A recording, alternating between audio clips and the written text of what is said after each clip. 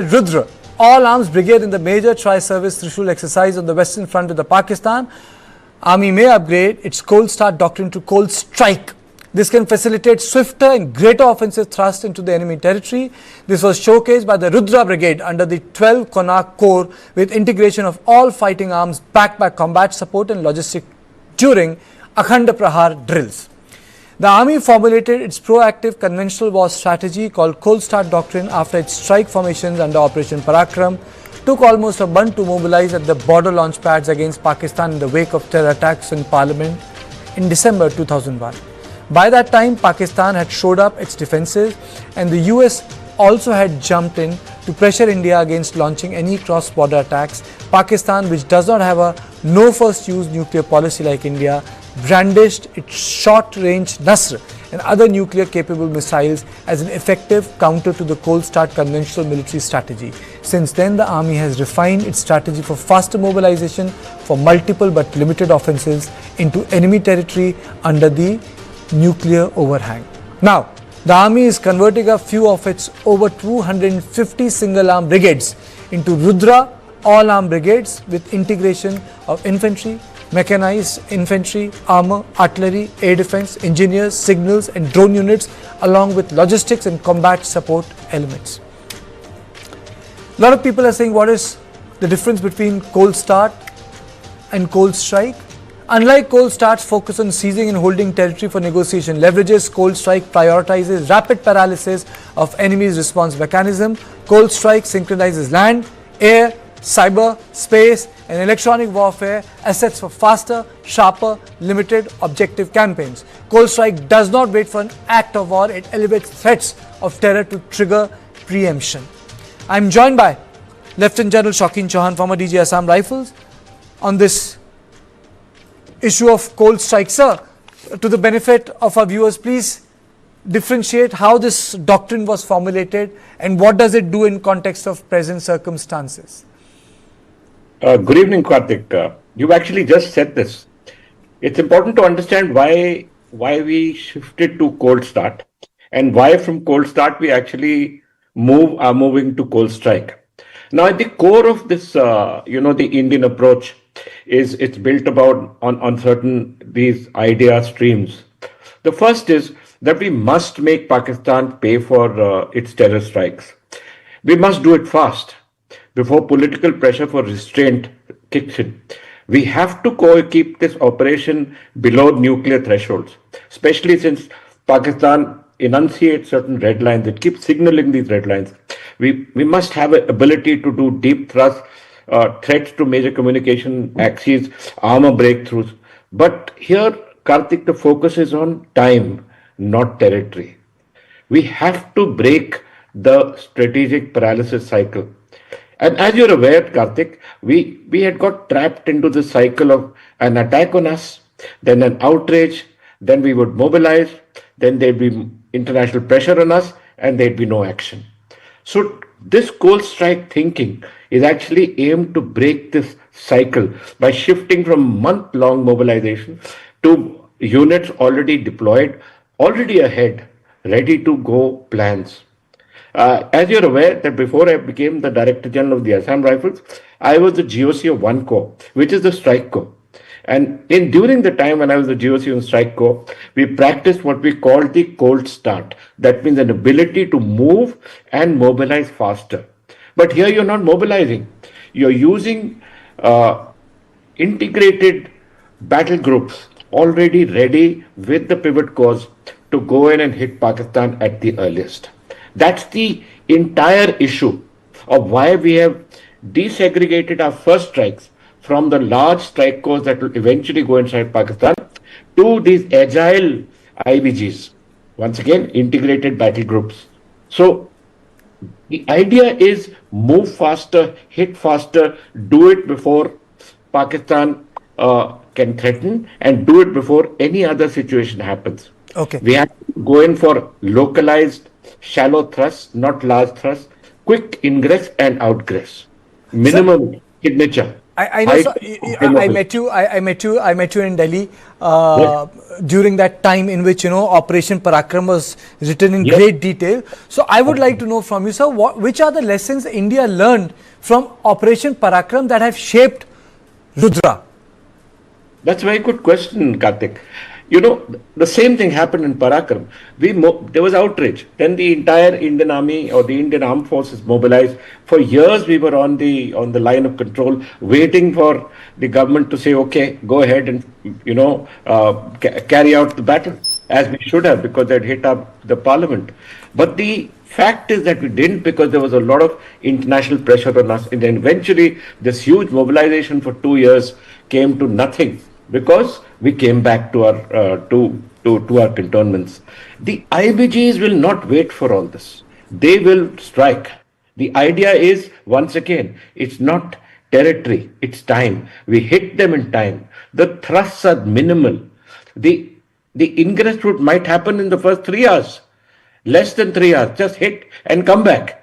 The signature will be minimal. There'll be high mobility, high tempo. So these are the issues that we are looking at before Pakistan can even politically mobilize. The IBGs or the Rudra Brigades would have hit them and come back.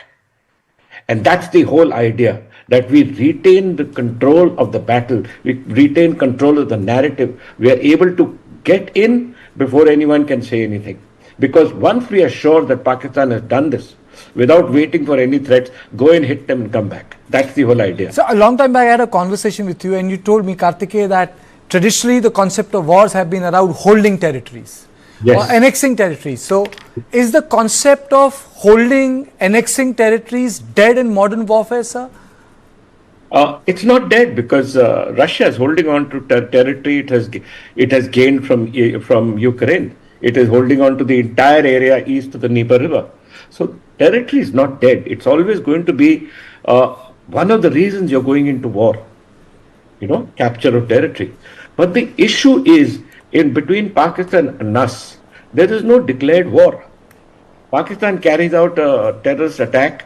We have no means to retaliate, because we do not use terrorism as a state policy.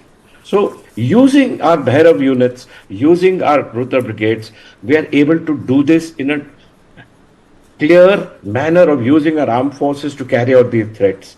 The idea is, as I said, it's hitting them in time and space. But yes, certain things are changing, Karthik. Not just territory, there's also the destruction of the armed forces of the enemy. Destruction is an important aspect. You can't keep holding on to territory where populations are concerned anymore, but you can destroy their armed forces. And as you know, Christine Fair said that Pakistan will continue carrying out terrorist attacks on India till such time her armed forces are destroyed. So I think the ultimate aim for the Indian government, or for India, would be destroy Pakistan's armed forces, not destroy Pakistan. There's a huge difference there. That's an important concept. But before I come back to it, I understand how Rudra and the Bhairav would work in context of the line of control or Pakistan. But in context of LAC, sir, are rules different? Will it be the same logic? See, you're asking a question. They're two totally different issues. China is not carrying out terrorist attacks on us. China is holding on to a certain line that she enunciated. We are discussing those lines. We are not at war with each other. Okay. And China does not carry out these kind of terrorist attacks. It is Pakistan that's doing this. It's Pakistan that continues to think that she can bleed us through 1,000 cuts. The idea is hitting Pakistan before Pakistan can react. Pakistan must understand that we will react in the first 2 to 3 hours window without really anyone knowing. And Pakistan will not be able to do a thing, because our Bhairav units will be with the pivot core and continuously ready. That's the whole idea. And sir, is this part of the larger theaterization which the government has been talking about? Theaterization of the Indian armed forces, the Bhairav, Rudra, integrated battle groups? Karthik, theaterization is the integration of the 5 domains That is the land domain, the air domain, the space domain, the cyber domain, and the sea domain. And if you add the narrative domain as well as the undersea domain, this is the integration of these domains plus the integration of all the forces that fight in these domains. So this is a totally different issue. The Bhairavs and the Rudra Brigades are a part of our ability to hit Pakistan early in a time and space.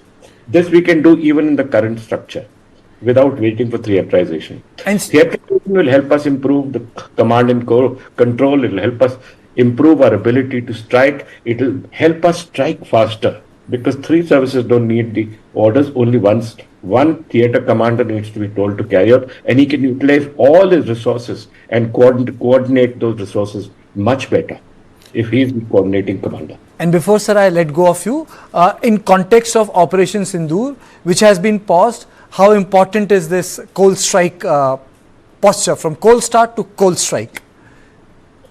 It's extremely important, Karthik. The reason being that Sindoor is paused, right? But Pakistan has not stopped trying to create problems in India. It's not stopped its terrorist attacks into India. So, unlike the past one where our only ability to hit Pakistan was through the air, we have this time now changed the battlefield. We can hit them through any place using the Bhairav units. We can hit them on land, we can create our own targets, and we have created thousands of targets along the land. Thousands of them. And we can just hit them. These are shallow thrusts. And Pakistan will not realize where we've hit them. And she will not be able to react because there is no more need for us to mobilize. We can just move quickly and go and hit them at our will. That's the important thing. So it's about speed, ability to destroy the infrastructure and come back, even before they can react. Even before they can react. And then allow them to react and then hit them and destroy their armed forces. So the initiative remains with us, not with Pakistan. We don't need to do any preparation because we are 24 hours ready. The Bhairav units will be 24 hours ready. The integrated battle groups will be 24 hours ready. They'll be in the place of the operation. You don't need to do anything more. Absolutely. And all the pivot cores are already there, so you just need to just go in. Absolutely. Absolutely. General Jahan, thank you so much for joining me and in a very lucid way explaining it to our viewers that what the cold start was, what the cold start is, what we learned post Operation Parakram, during Operation Parakram, and how we are integrating those learning curves in the Indian Defence Forces. So this is all I had on Point today. I will see you tomorrow at the same time. Thank you and good night.